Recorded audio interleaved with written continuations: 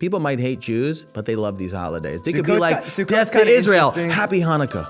What do you feel like people don't get about you? They don't know where I come from. They're like, oh, I like Israel stuff. Oh, I love Israel. Fine with them. Yeah, and I'm yeah. like, no, I'm an ex-convict. I didn't like being Jewish. I'm Israeli. I got on stage at Wild 'N Out, and it was just like, Theorist Studios. We're here with Rami Evanesh. yes. I only knew your name a couple months ago when I added you to contacts. Okay. And I guess a lot of That's people. how it kind of works. Yeah, I guess that's how it works. You learn who I am, I'm meet like, me, and get my phone number. Yo, Kosha. And you're like, me?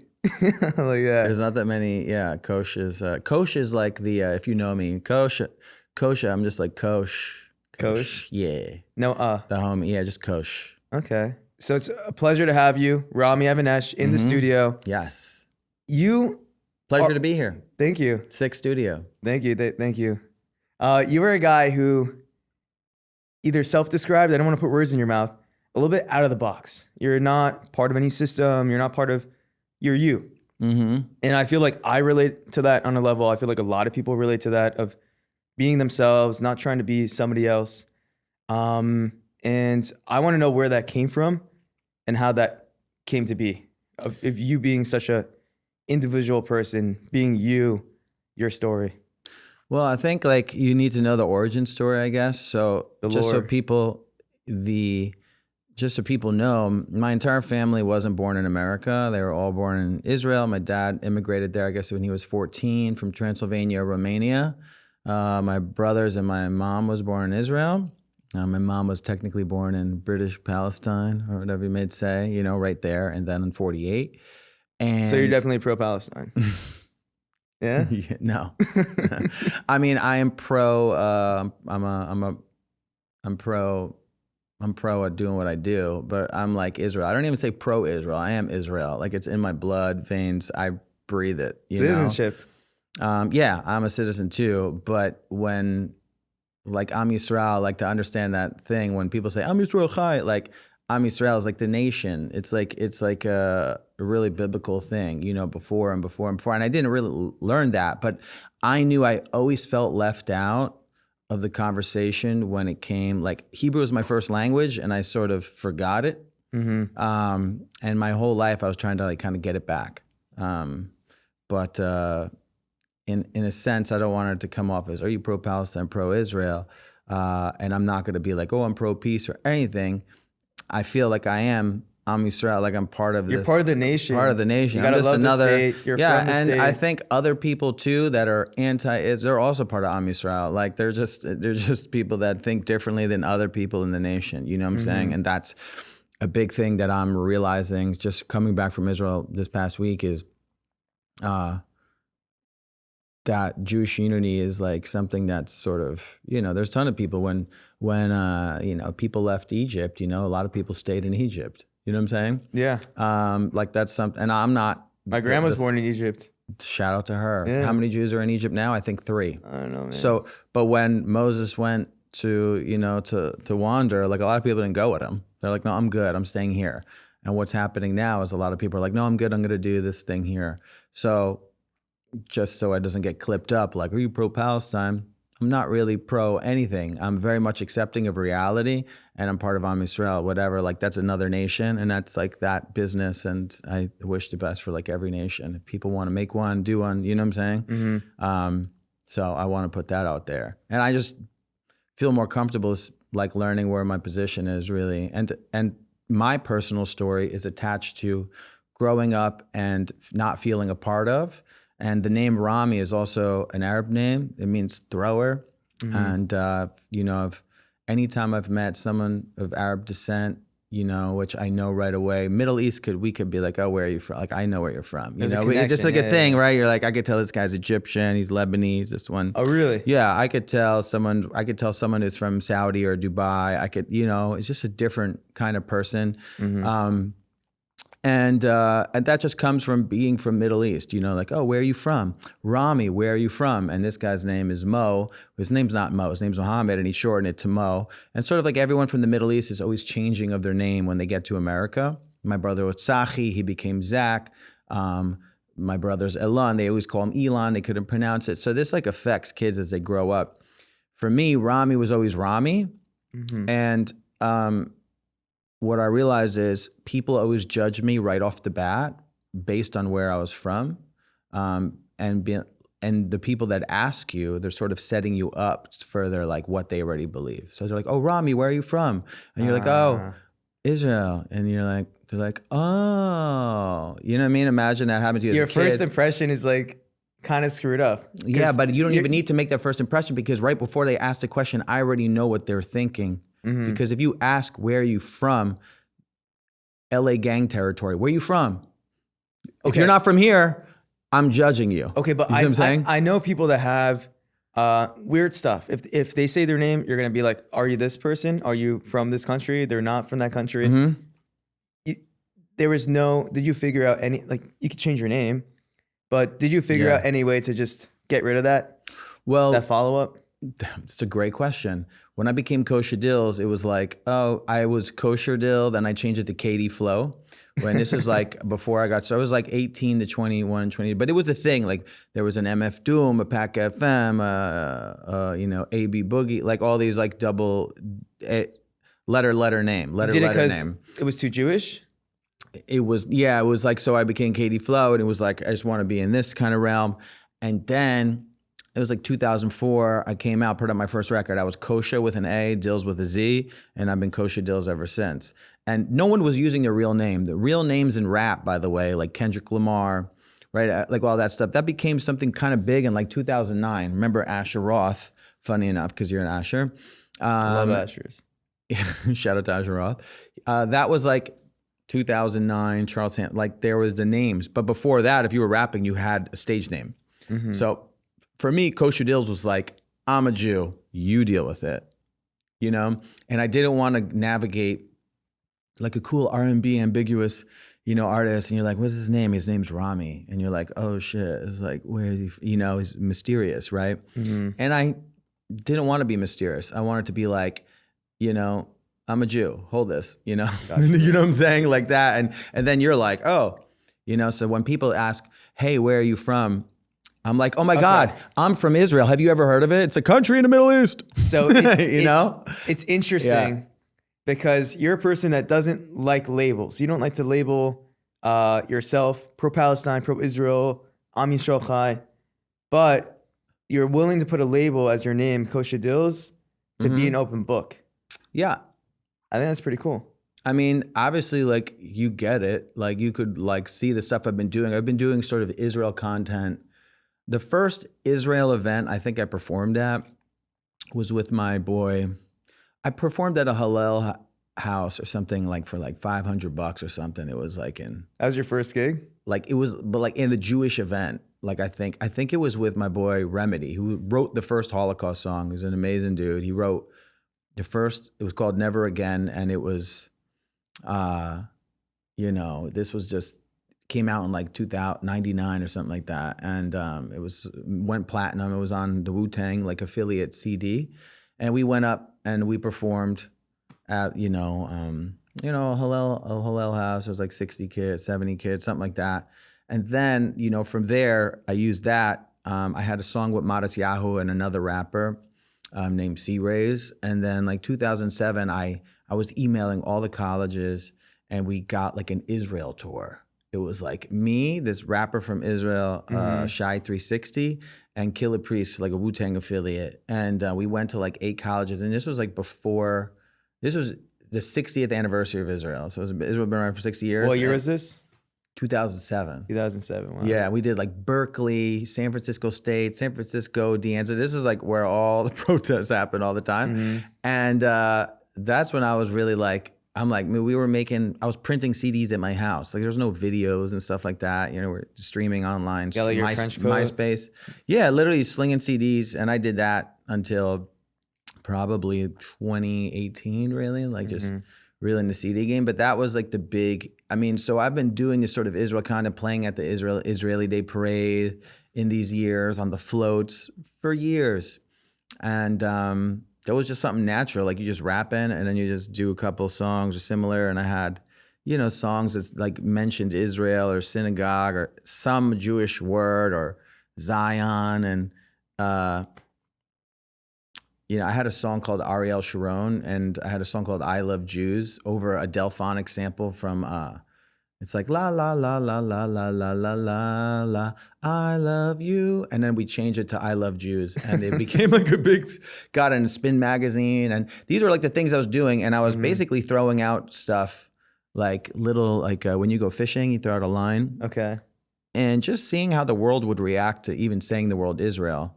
At this time, I started rapping about Jewish things before we withdrew from Gaza in like '05. Like you know what I'm saying? So you got to think about stuff. Like we were sort of ahead of. You made the Harbu Darbu before Hardu Darbu. Yeah. We were Harbu Darbering before the Harbu was Darbering.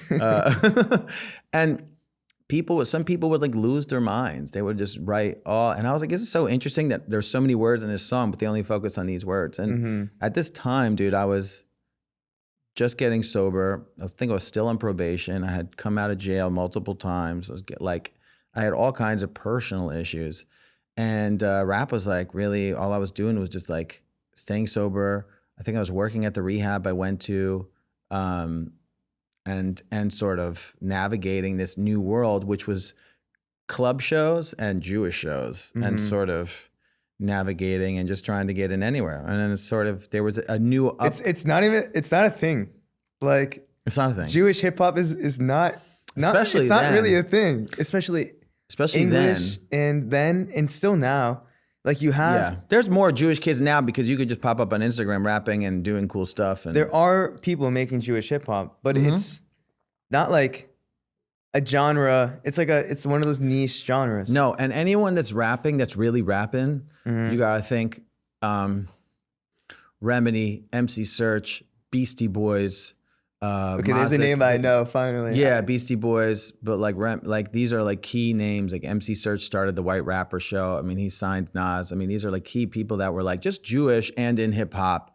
But now there's a lot of people that are Jewish but don't really talk about the Jewish stuff. There's a guy, Your Old Droog, really dope lyricist, and just referencing a lot more Jewish things in music. And Modest Yahu has sort of gone the gamut of like being like the godfather of all Jewish rap. And there's BLP Kosher, who's like your age, who's like definitely like a star. That's different. He's very different. And have you met him? Yeah, he's my man. And Really? he's a big supporter. No, I don't touch anyone's hair though. Oh, really? Yeah, because I'm bald, so I feel like when they go bald, then I like consult with them. Okay. Yeah, but I don't like go and start touching people's hair. But yeah, you met him in Yeah, we've hung out plenty of times, and especially in Florida where he's from, and he's just like really into Jewish life and really loves it, and he's figured out a way to make Jewish stuff cool, and all of us really tried to make Jewish cool. There was a whole sort of movement at this time and era in like the mid 2000s. There was a magazine called Heb Magazine, which is still coming out, which you guys could reference. J-Dub Records was like the first of a nonprofit meets music label that put out Modest Yahu. And I mean, Modest Yahu got a major label record deal, and they gave a guy who had Jewish representation like the original record deals of like $1 million in marketing to like one day was a song of the Olympics, in the Winter Olympics in 2010, 16 years ago. He was singing One Day at the Olympics, even though that was cool. Even though it's probably needed more now at the Milan Winter Olympics. Shout out if anyone could hook up Modest to sing that would be so tight. And I would say the interesting thing is now Jewish kids are like that. You're just able to go on TikTok and there could be more of a Jewish scene. And I think now someone who's just been through starting to rap at the Israel Parade at Israel at 70. Now it'll be what, Israel at 77, Israel at 78? I have no idea. I mean, well, since 1948. No, I mean, it's 1948. 577. That's 52. And then it's Israel at 77. So this year coming up, it'll be Israel at 78. When I go to the Israel Because my mom's about to turn 78 and she's, So 1942? Is that 48. 48? You should cut that out. If you don't know, you did not know when Israel started? I knew it was either 42 or 48. Okay, it's 48. you I don't mind leaving it in. okay, as long as you don't mind being dumb, but I'm the no, person- actually you're not dumb. You're a very sharp kid. I'm the but you person need that to know. I don't want to be caught with one of those street interviews. Oh, right. And you're I would like, get wait. trashed on. Oh yeah, no, I get it. And I just did the trivia the other day outside the Knicks game, and I'm like, I don't know these lyrics. Like, fill in the lyrics. And they're like, I would think that a lot of I'm the like, people, go shorty, it's your anniversary. Like, I didn't know if it was your birthday. You know? I feel like the people who are also asking the question, they know the answers. Yes. Now ask them a question they didn't prepare for. Right. Exactly. Who's the smart person? Who's got the reaction time? I don't know. Right. And that's the thing. To be honest, I shouldn't get on you for not knowing, but it is just something that you need to know because you're going to be attacked for these reasons as a Jew in New York or anywhere by other people, and that's going to come up and test you, and they're going to be like, so you're so smart, you could read from a Torah or study in yeshiva, and this is like a major contention of things in Israel, like why are we financing people to study and not do service for the country, part of Am Yisrael, and study and learn Torah all day, but they don't know any of the history of the country, and they want money from the country. So it's like, these are just things, it's like, we need to know the bare basics. Just like you go to Hebrew school and you can't start speaking, you need to learn the Aleph Bet. And just for me, a big part of my identity is returning to Israel to learn the language, because if you think of the Hebrew language, you think of this old biblical language, you daven every day and do these things. Okay, so you daven, you're playing, so you need to know that, Hebrew language that's revived. English language is a colonizer language, right? English conquest all over. French, colonizers. Arabic, language of colonizers. Not that Arabic people, not that they're bad. I'm just saying these people colonized the conquest. Spanish, colonizers. Hebrew, revived. Indigenous language, revived in modern day time. And it's kind of crazy when you think crazy about if you think about it. They want to speak the language and they revived it. You were saying on a different podcast that it's kind of cool because you could play around with it.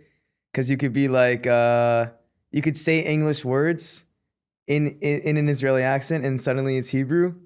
I think that's super cool. Yeah, I mean, like spontani. Yeah, I love that one. Oh, you're like founderit. Founderit. What do you mean you're founderit? A founder. You're founder? You're like, yeah, I'm a founder. Female founder?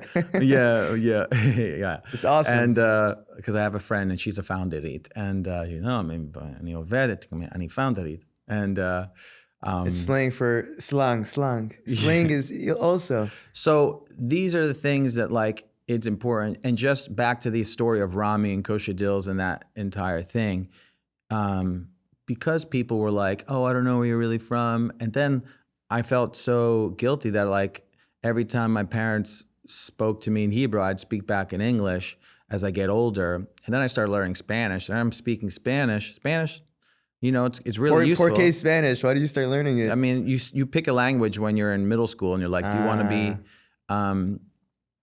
to be Spanish, French, German, in public school? And I'm like, oh, Spanish, Espanol. So my first name was Ramiro, like Rami. And then I didn't like it, so then I picked Tito. I just picked Tito. And it's like, if you think of it now, people would be like, wow, that's so racist. Like, you guys are just picking your Spanish names. But no, it was sort of to embed yourself in this culture. So Rami is my normal name. Rami is my name here. And that grew in my life experience of what it like to be like a Rami that wasn't like other Ramis. Other Ramis being people, Palestinian Rami, Lebanese Rami, but we're all named Rami. I even once tried to start a Rami group chat. They did that and with then they blocked me. They did and a Ryan because meetup. they hated Israel. So really? Yeah, dudes. And I was like, Ramis unite. The Ramis turned on Ramis you. could unite. Yeah, the Ramis turned on me. But you're still proud of your name. So yeah, I love my name. My name's great. My parents named me. That's my name. Ramatan. You mentioned the white rappers. Yeah. And how or Jewish rappers, but yeah. No, but even white rappers is a thing. And then now you're a Jewish rapper. Yes. And then or a rapper who's Jewish. There's always that thing. Yeah. And then you won rap battles. You're out there rapping. What was that like? Just being Kosha Dills, rapping in mainstream places. So, I came to New York in the pandemic, and I learned how to go viral. and start making these viral videos. And I was sort of Crazy videos. I sort of became like the extreme rapper, like extreme rapping. Mm-hmm. So if it was like a rainstorm and I was rapping, or it was a snowstorm and I was rapping in like a tuxedo, and people are like, "Man, New York's coming back, like COVID, you know, take that, and we're here." And I was rapping outside a Knicks game, and Fat Joe, who's at all the Knicks games, came in, and it was a rainstorm, and he just started rapping with me, and then I started like reciting his lyrics of one of his like old verses from like 20 years ago when I was like growing up rapping, and I'm thinking to myself, okay, this is my moment.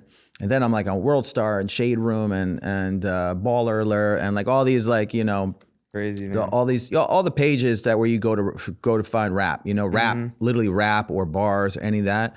And so from there, you know, I get a viral Hanukkah song, and then I get the Wild and Out audition. And at the Wild and Out audition, I'm sort of like, I come in originally as like the bald rapper. I'm like, oh, I'll just be like a guy with a hat or white, you know, just Kosha Dills. And I thought everyone would know what Kosha is down. We were in Georgia, and people are like, they didn't even get it. Like, Also, people don't think Jewish when you think kosher necessarily. they don't necessarily think it. And then I was like, and I made a Wild and Out yarmulke, and I made it over here in the fashion district. So I put that on, and everyone's like, oh, okay. Now I get who he is. Now I get who he is. And so I had the Wild and Out yarmulke, and now everyone kind of like, oh, I get it. Now, you know, I'm in doing the battles, and I'm really like, wow, I'm on TV at the age of 40, right? So I was been rapping forever, but like the viral stuff, which I never thought, and I had at this time I had charted on Billboard like years ago. TV commercials. I had a Super Bowl commercial. I was on a Chevrolet. You know, I've like done stuff, and I had a lot of things that were really coming from the street performing, and the street performing was like a really humbling way of like coming back down to earth and saying like, you know what, dude, you are like one of the earth. You are part of like literally, and you're like on the ground With the people. Yes, you're not with on the a people. stage, you're not on a on a stage, pedestal. and you don't actually need this stage to show people who you are. And I got on stage at Wild and Out, and it was just like when when you put yourself in a room with even the highest performers in the world, and you're sort of like all of a sudden your level comes up because you're on the ground, and sometimes I'm with like homeless people, and like there's a guy, you know. But in making a viral video, you don't necessarily need a famous person in the video to go viral. You could it could just be like a regular New Yorker and some randomness. But Wild and Out is like the best of the best in all their crafts. And you go out there and you're like, yo, the quick responses about, and it just really surprised people. Crowd really loved it. So I'm on my 4th season right now. And it's exciting because also it's a historical Black television show. And one of the most successful at this time. It's won NAACP awards. It's won BET awards. It's on VH1. It's on MTV. It's on all these different channels. It's, you know, you get to meet Cat Williams or Kevin Hart and Matt Rife. I worked with Matt Rife. We're working with all these people that are, anyone who goes there, they find the people when they're just bubbling. And then Morgan J. He's great. Yeah, Morgan J was there, and he was just editing, and he had 50,000 followers, and we're all on stage and just being like, just do you, just like lean into who you are. And as an artist, we're really afraid, and there's like a lot of discussion about, are you a rapper who's Jewish, or are you the Jewish rapper? And I like to be the Jewish rapper. Really? Yeah, but also I am a rapper who's Jewish on certain songs, but like, be like, they need an Asian person, they need a heavy person, they need a white person that's dumb from the sticks, and they need the Jewish, like we need everything to complete the circle of life, so people at home could be like, I only have 20 minutes to get all these people, and I need to put them in these little boxes, and this guy is cool, he's dope, he's beating everyone, and he's the guy with the thing on his head. So I became like more Jewish.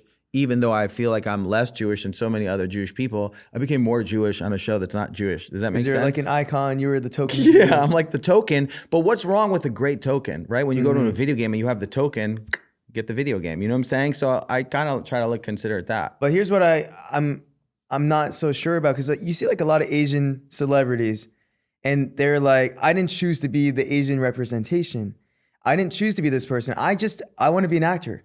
I want to be a rapper. There's a guy. Why are you putting a label on me? There's a guy on Wild 'N Out. His name was Tim DeLaGhetto, very famous, very successful content creator, and his name is now Tim Chara. It's really hard to pronounce. Tim Charaswant. And shout out Tim. I love you, but it's hard to pronounce your name. I don't want to butcher it. But he was similar. Like after a certain amount of time, when you sort of create what you are, you know, like you want to sort of lean into who you are as when you get older, and you're like, I don't have to be Kosha Deals forever, and that's sort of what I'm doing with my film. So like you learn all the greatness from Wild 'N Out and sort of how you're put into box. You learn the power of the box. You know, they have twins there now. They're called the lookalike twins. They got Justina. She has red hair. Big booty, small booty, fake booty, whatever. You have love it all. Conceited. He is the small, short guy. You have Radio Big Mac. He's the heaviest. He does the fat jokes. You got Cortez. He's the small, very tiny black man, very skinny, very small. He looks like an alien / cis. And then you got Nick, who has all the children. So it's like everyone's like, I'm this and I have this. It's almost like if you looked at a piece of paper and you're like, okay, this is who we have. Put them on the television. Now let them do their little circus. And we're a circus. It's like a traveling, Wild 'N Out is like a traveling circus where there's a lot of Italians. I was going to use the word circus. And this. And it's just like, you're like, wow, this is a sick circus. It's way better than the San Gennaro Festival. It's like Ringling. People say it's black SNL. I say it's like a Ringling Brothers and Barnum Bailey, like we got the, like we're all encompassed and everyone sort of plays their part on a team, and it teaches you a lot of teamwork and that, you know, you put an all-star team together, right? You watch the all-star game. The all-star game sort of sucks, right? As far as like the competition, but put them all versus each other and you're like, whoa, this is kind of crazy. Like this is like a crazy game if they were really competing. It does also push you to represent a little bit more because other people are also repping. So then it's like, why am I here if I'm not using this to be who I am? It's just also fun. Like I lean into it. One day I dressed up as Moses, because I dress up as Moses to do the Passover Seders on the train. And like, I'm just a creative in general. Like I remember- the train content's crazy. Train content's crazy. And also train content in general is crazy. And it sounds crazy to say train content on a Jewish show. It's just like train content, like it sounds really messed up. But also the subway, I'll call it subway content. Subway content, you know, being Moses on a train. People love Passover. People love Hanukkah. In general, That's people. iconic. These are iconic holidays. People might hate Jews, but they love these holidays. They could be Sukkot's like, Sukkot's death to kinda Israel, interesting. happy Hanukkah. Which holidays do you think they don't get? Which holidays do you think are just People do not confusing? get Simchat Torah. People do not get Sukkot, but the Shaq meme is so good. Yeah. I love it, Shaq, because they get it in huts. That's a great one. Yom Kippur. I like to always say Yom Kippur out for our fallen homies. Rosh Hashanah is, you know, it's popular, but Passover is great because Passover is it's like Wild 'N Out for holidays. It's like, here are the plagues, here are the this, and they're like, here is the horseradish, the maror, it's red. Here is the egg, you know, and here's the fish head for the head of the, you're like, whoa, everything is symbolic, right? And it's just also cool to like be a guest. Like Jewish people in general love hip hop. Jews and blacks have worked together, you know, for so long, especially in jazz and music. And there could be bad stories and good stories, but they're very much part of this story. And it's really cool to be like, after you're performing in this Jewish world a lot, and I'm getting booked at a synagogue or playing a Hanukkah party at like, you know, in Brooklyn with Zusha or Nassim Black or Modest Yahoo, right? And then you come to this show and everyone knows this show. In fact, I've been sitting next to people on the plane randomly and they're watching the show. And I'm like, bro, I'm on that show. And they're like, get the fuck, really? That's fucking. And it's crazy that you could just wear this Wild 'N Out hoodie and people know me outside the Knicks and they're like, let me take a picture with you. Let me take a picture with you. And it's sort of this cool celebrity status, right? And it's kind of like Passover. Huh? Is that something you want in your life? Yes, and it's great because I just want to influence people, and I feel like if you put any other Jewish person in a situation that's like representing what I'm representing, I don't know if it would come off the same. And What like, about BLP? the way for, I don't want to say influence. I want to say the way for people to fight, let's say anti-Semitism, right? Because the show Wild 'N Out was once canceled for anti-Semitism. There was me and an Israeli girl. There are other Jewish people there too, which is great. And but like when we got on, it was me and an Israeli girl. So she was like the international foreign person with the accent. She was like, "Hey, I need the green card." That was like her brand.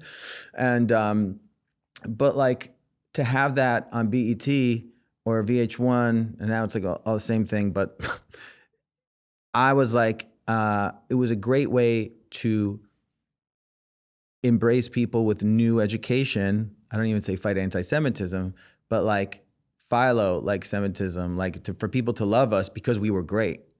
And that is like the thing. It's like you have to be great at what you do, especially if you're tuning. Like if you have a sick podcast and you're like, yo, I love his podcast. He talks about the sickest topics. Oh, and he happens to be Jewish too.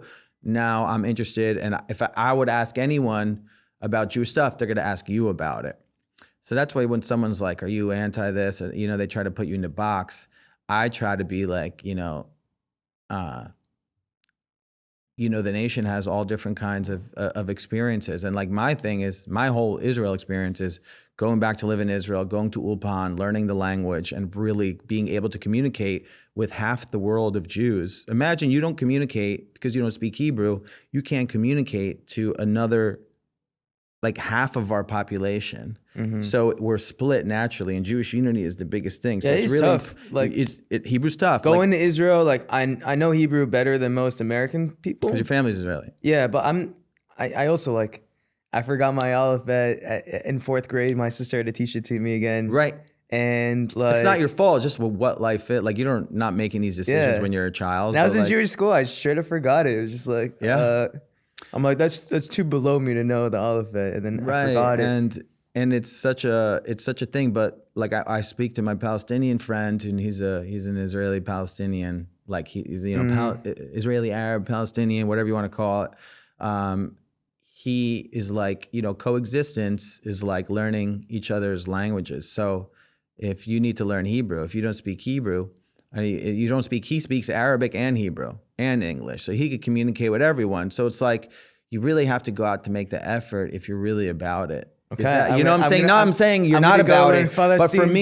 But for me, that's what I was like, bro, I was like, you need to, and we'd always say, Raki Vrit. We're like, Raki Vrit, and you're speaking, and it's really empowering to communicate. If I had a special power, it would be to communicate with everyone and to know every language. That's a crazy superpower.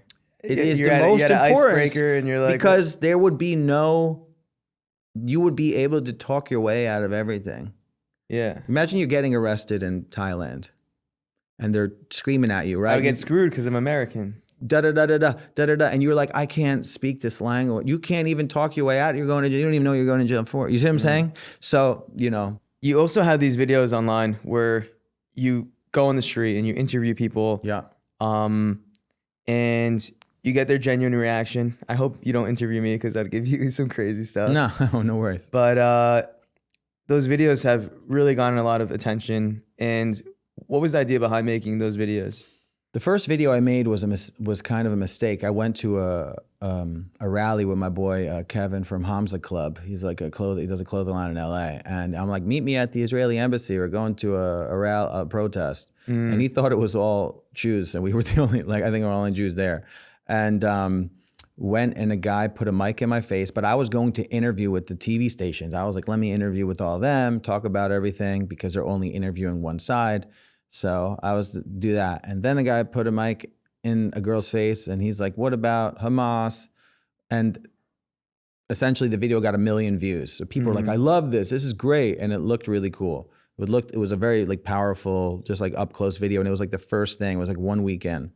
So we went to Columbia University. We did it again. And in every video we were doing, just asking people, what would you do if your family was there? At this point, there was over 250 hostages at this point,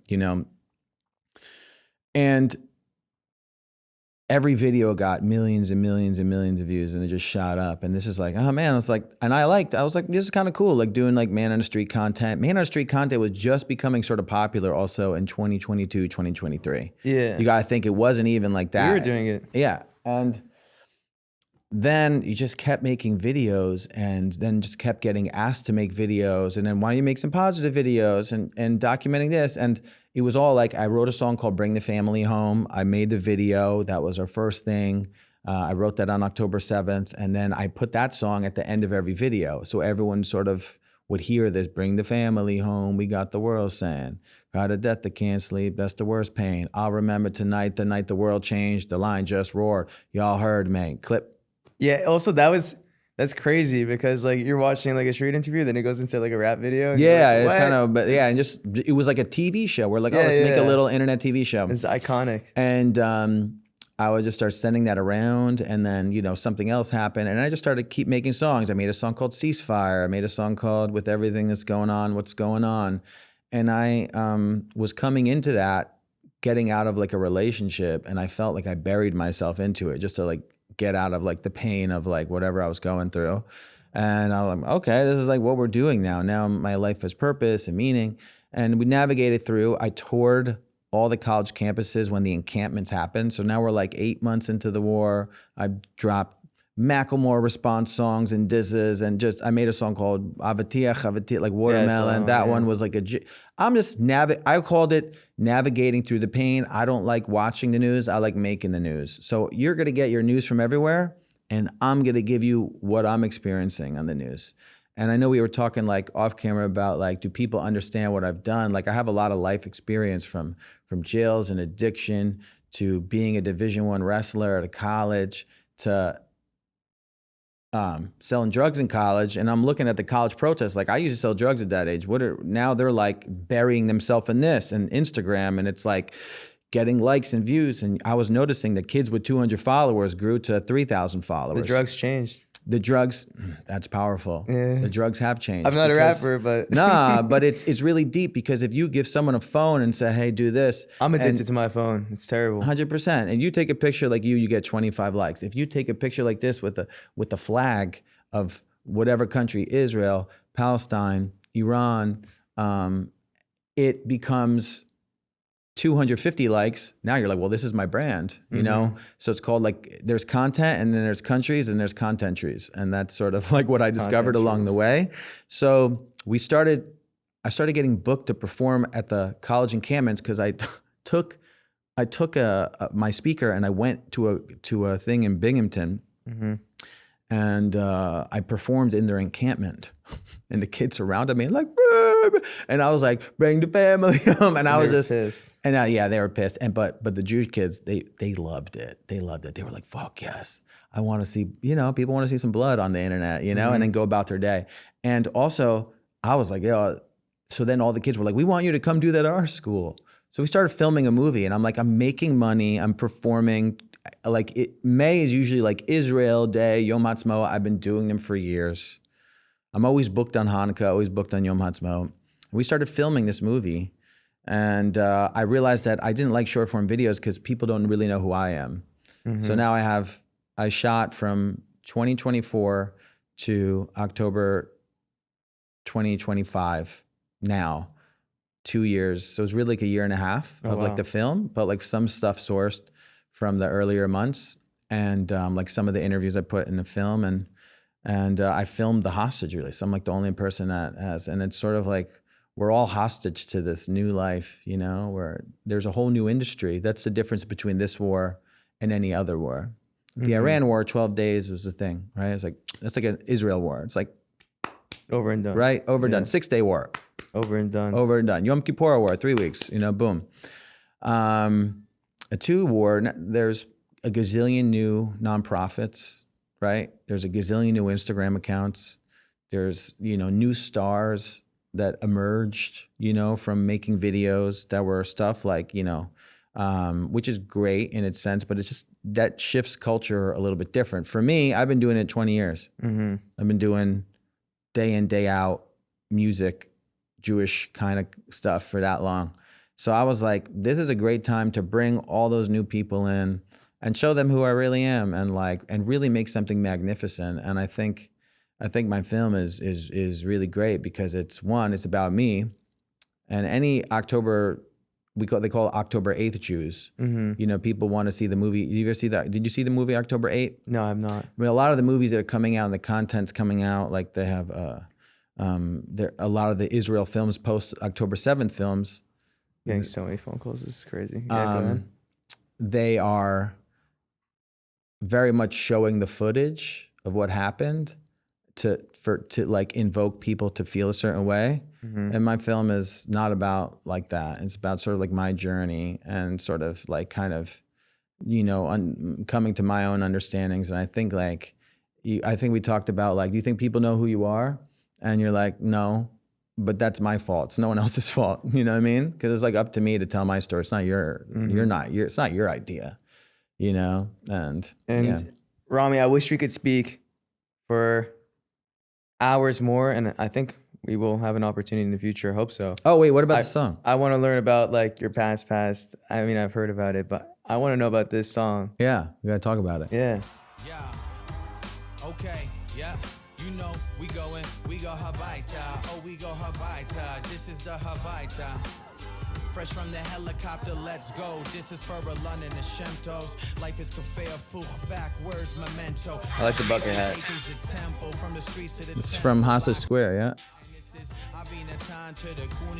This is not a movie, yo. See them all home, that's so beautiful. Eviatar to a bar, trying to make a great song. From Argentina, riding the horn like it's Aton. Hey, man, life from Key Car, Hatufim, new pass, overflow, give me the chair, I gotta lean. Distant relative, I do it for the honor sheen. We all a team, L'chaim, L'chaim. We were shooting, and it was like, you know, a few days after the Hostage release. And I was like, we need to shoot this video. We need to make a song. I didn't go to the studio for like the entire month I was in Israel, and I was in Germany right before doing shows, and I was like, man, I need to record something. And then I had witnessed the Hostage release, and I was like, ugh. And we've been shooting for the film. And in my mind, I'm the first person to be shooting there for a film, because I just completed. Mm-hmm.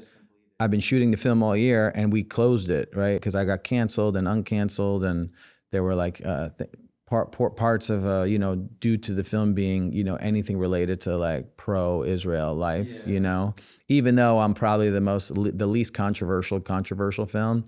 And by the way, I have black voices in it, Palestinian voices. It's like equally represented by the covers of everything.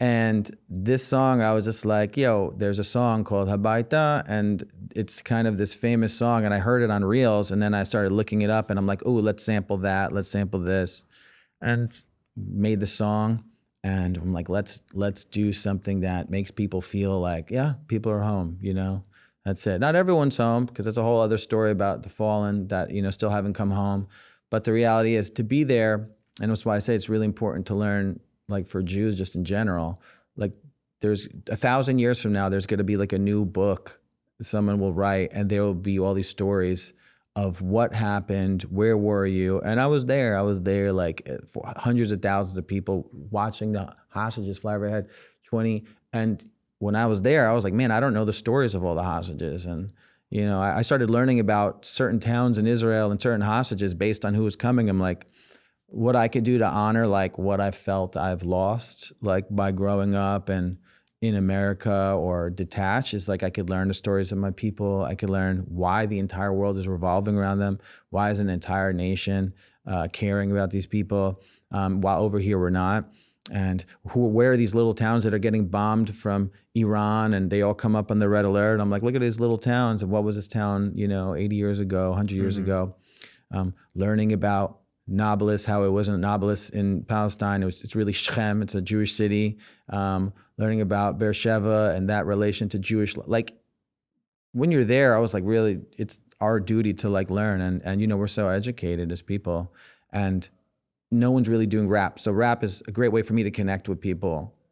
There's no one making a film in Hostage Square. There's no one. There are a lot of people filming, but like I put together the whole thing, and it's taken me 20 years to figure out how to do it. You know, 20 years how to do it. They say 10 years to be an overnight success, 20 years. You know, I did a song called Al Jazeera, shot it outside a building that was bombed by Iran. And, yeah, I saw that you know, and I'm like, I thought this would be the one. And it's not the one, you know, it's just another thing. A video could be small or it could be big, but, you know, just impact, you know what I mean? Well, I think what you do, a lot of people could go to Hostage Square. They'll make different kind of content. They'll make different different types of things to put out that message that they might have. But I feel like what you're putting out is like, it's art and it's you. And it's I feel like if people listen to your music, if people listen to your documentary coming out, they're going to understand where you come from. I've happened to listen a lot on different podcasts you've done, and I understand where you came from, and it means a lot. And I appreciate what you're putting out, and I appreciate you taking the time to sit down with me today. Well, that's why, to get the movie to come out, I got a Kickstarter, so I got to put it out there. And I know we talked about what we could do as like a community to like come together more. And I think if you think about people, and we're very much people that motivate through pain, you know? Like October 7th happened, Brings people then together. brings people together. A family member dies, everyone comes together. A wedding, also people come together, you know what I mean? So I went to Israel, did like 3 family reunions. Everyone got together because I came and I wanted to do it, you know? It's been a long time. So, you know, I didn't want to like working with organizations, like I want to sort of bring back like power to people and sort of unite things, because I really don't agree with like, you know, I've played every nonprofit thing and I love them all, but if I want to tell my story, like I need to do my part to raise it and motivate my fans that have all followed me and let people help. I think people ultimately do want to help each other. They just also need to be educated how to do it, because everyone has their own problems and they're like, we're always obsessed with our own self. And, you know, that's why I made People should care about themselves, but yeah. I'm going to take care of you today and care about you and your project, and I'll Thanks, make a dude. donation. I hope other people make a donation. Dude, thank you. Donation to the nation, brother. Exactly. We're all part of the same one, you know what I'm saying? But I truly believe that, you know, we're all creators, and there's a creator nation, just Israel nation. And then like, I get it. That's when, if I disagree with creators, I'm like, I get that he's trying to create, and this is what he thought was the best thing to do to like, you know, to move his thing. And even though I don't like all of it, because a lot of people would say, when you're creating, they'll be like, oh, you're baiting, or you're this, and you're like, no, dude, it's like this real situation, you know? I have my own experience. I'm going into things, and I don't agree with what everyone's doing, but I really don't. If one message I could give, don't put other people down, even if you disagree with them. In public, dude. Take things behind closed doors, and I'm guilty of but if you can't take it behind closed doors, and I totally understand, but like if it really doesn't help like your cause, if you're both on the same side, you know, try to handle things, because I think it might be a slower burn for you to the top to come together if you unite. But that's part of the song. It's like left to the right us, time to unite us. This is the Habaita.